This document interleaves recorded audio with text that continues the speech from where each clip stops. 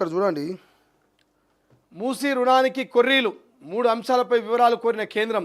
ప్రపంచ బ్యాంకు అప్పు మరింత జాప్యమయ్యే అవకాశం. మూసీ రివర్ ఫ్రంట్ అభివృద్ధి ప్రాజెక్టుకు ప్రపంచ బ్యాంకు నుంచి తీసుకునే రుణంపై కేంద్రం ఆర్థిక వివరాల శాఖ కొర్రీల మీద కొర్రీలు వేస్తోంది. సుమారు 6 నెలల కిందట ఈ రుణం పొందడానికి కేంద్ర గృహ పట్టణాభివృద్ధి మంత్రిత్వ శాఖ సూత్రప్రాయంగా అంగీకారం తెలిపిన విదేశీ రుణాల్ని అనుమతించే ఆర్థిక వ్యవహారాల శాఖ ఇటీవల కొత్త కొర్రీలు వేసినట్టు తెలిసింది. గతంలో ప్రపంచ బ్యాంకు రుణం కోసం సిఫారసు చేయడానికి అంగీకరిస్తున్న సమగ్ర ప్రాజెక్టు నివేదిక డిపిఆర్ అందజేయాలని, రుణ ఒప్పందం జరగడానికి ముందే డిపిఆర్ సాంకేతికంగా అనుమతి పొందాలని పేర్కొంది. అయితే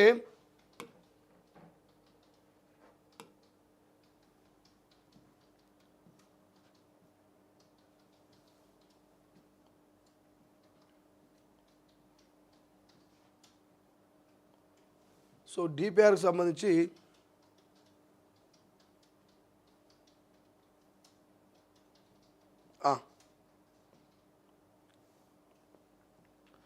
తాజా డిపిఆర్తో పాటు పర్యావరణ అనుమతి, ప్రైవేటు పెట్టుబడుల సమీకరణ గురించి కూడా విదేశీ రుణం పొందడానికి అనుమతించే ఆర్థిక వ్యవహారాల మంత్రిత్వ శాఖలో విభాగం ప్రశ్నించినట్టు తెలుస్తుంది. దీంతో ప్రపంచ బ్యాంకు రుణం పొందడం మరింత ఆలస్యమయ్యే అవకాశం ఉందని అధికారిక వర్గాలు భావిస్తున్నాయి. రాష్ట్ర ప్రభుత్వం ప్రతిష్టాత్మకంగా భావిస్తున్న మూసీ పునర్జీవం కోసం ప్రపంచ బ్యాంకు నుంచి 4,100 కోట్ల రుణం తీసుకోవాలని నిర్ణయించింది. ఇందుకు సంబంధించిన ప్రాథమిక ప్రాజెక్టు నివేదికను ఆగస్టులో కేంద్రానికి అందజేసింది. ప్రపంచ బ్యాంకు నుంచి రాష్ట్ర ప్రభుత్వం రుణం తీసుకోవాలంటే కేంద్రంలోని సంబంధిత మంత్రిత్వ శాఖ ఆధ్వర్యంలోని కమిటీ సిఫారసు చేయాలి.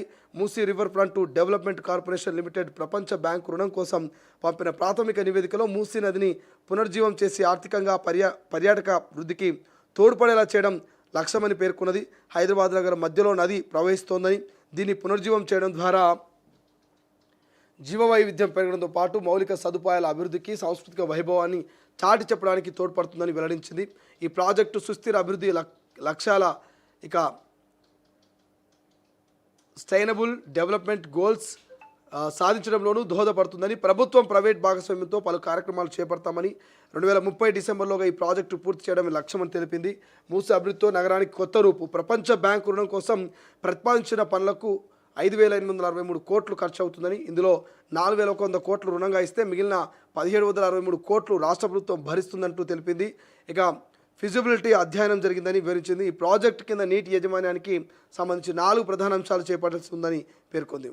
మురుగు నీటి శుద్ధీకరణ, వరద నీరు సవ్యంగా వెళ్లేలా చర్యలు, ఇక వర్షపు నీరు, మురుగునీరు కలిసి వెళ్లకుండా చర్యలు, ల్యాండ్స్కేప్ డెవలప్మెంట్ ఇందులో ఉన్నాయని వివరించింది. మూసీ రివర్ ఫ్రంట్ అభివృద్ధితో హైదరాబాద్ కొత్త రూపు సంతరించుకుంటుందని వెల్లడించింది.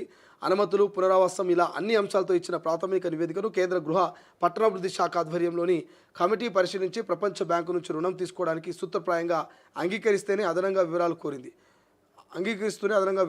వాటిని Musi river front development corporation కేంద్రానికి పంపింది. దీన్ని పరిశీలించిన ఆర్థిక మంత్రిత్వ శాఖలోని విదేశీ రుణాల విభాగం మళ్ళీ కొర్రీలు వేసి తిప్పు పంపించినట్టు సంబంధిత వర్గాలు తెలిపాయి. డిపిఆర్ను తయారు చేసే పనిని కన్సల్టెన్సీ సంస్థకు మూసీ రివర్ డెవలప్మెంట్ కార్పొరేషన్ అప్పగించింది. ముఖ్యమంత్రి పలుసార్లు సంస్థతో సమీక్షించిన డిపిఆర్ల తయారీ కాలేదు. మరో 3 నెలలు పట్టే అవకాశం ఉందని సమాచారం.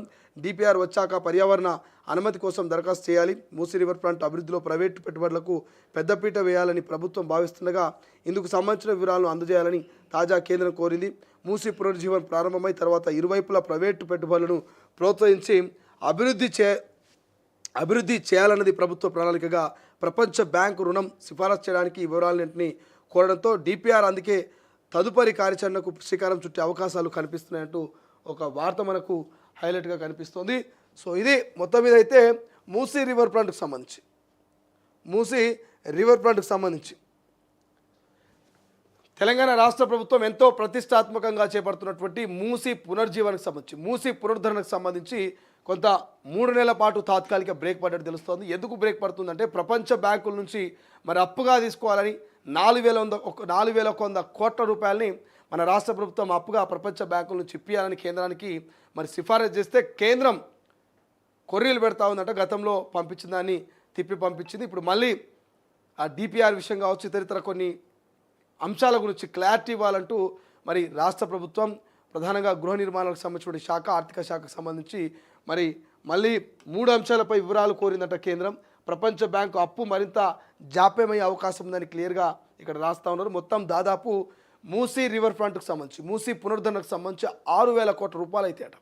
ఓవరాల్గా 5,750 కోట్ల రూపాయలు అయితే అందులో 1,750 కోట్ల రూపాయలు రాష్ట్ర ప్రభుత్వం పెట్టుకుంటే, దాదాపు 1,600 కోట్ల రూపాయలు రాష్ట్ర ప్రభుత్వం పెట్టుకుంటే 4,100 మరి ప్రపంచ బ్యాంకుల నుంచి అప్పు తీసుకొచ్చి 2030 వరకు మరి మూసీ సుందరీకరణ చేయాలనేది రాష్ట్ర ప్రభుత్వ లక్ష్యంగా తెలుస్తుంది. మరి ఏంది మూసీ సుందరీకరణ వల్ల లాభం అంటే ప్రపంచవ్యాప్తంగా గుర్తింపు రావడం కావచ్చు, పర్యావరణాన్ని కాపాడడం కావచ్చు, అదేవిధంగా డెవలప్మెంట్ విషయం కావచ్చు, ఇట్లా చాలా అంశాలు ఉన్నాయి. ఈ మూసీ పునర్జీవనం వల్ల మరి అటు వర్షపు నీరు, ఇటు మురికి నీరు కావచ్చు, ఇక ఆ యొక్క మూసీ నది అసలు వాటర్, ఆ వికారాబాద్ అడవుల్లో వచ్చేటువంటి ఒరిజినల్ వాటర్ కావచ్చు, ఇట్లా మూడింటిని, నీటిని శుద్ధి చేయడము, మురుగునీరుని సపరేట్గా పంపించడము, వర్షపు నీరుని సపరేట్గా పంపించడం, ఇట్లా శుద్ధి చేయడానికి మరి ఖర్చు అయ్యే అవకాశం ఉంటుంది. కాబట్టి దాదాపు 6,000 కోట్ల రూపాయల ఈ మూసీ ప్రాజెక్టుకి సంబంధించి 4,100 కోట్ల రూపాయలు మరి ప్రపంచ బ్యాంకుల నుంచి అప్పు కావాలని కేంద్రానికి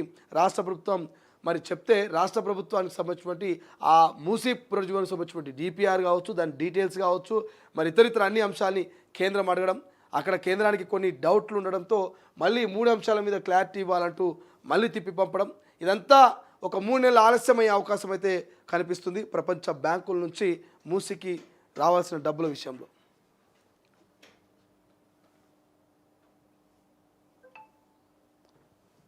ఆంధ్రజ్యోతిలో